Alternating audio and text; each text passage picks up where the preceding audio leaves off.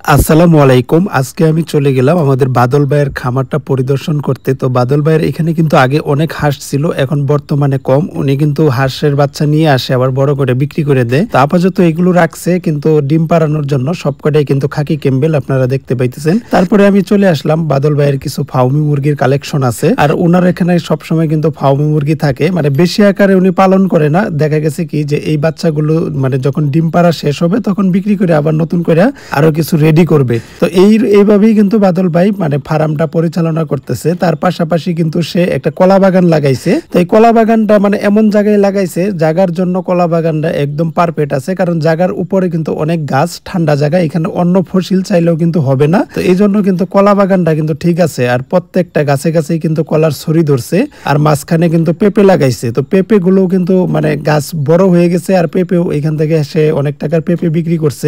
সবকিছু মিলে আমার কিন্তু ভালোই লাগছে। তো আপনাদের কেমন লাগছে অবশ্যই মতামত জানাবেন।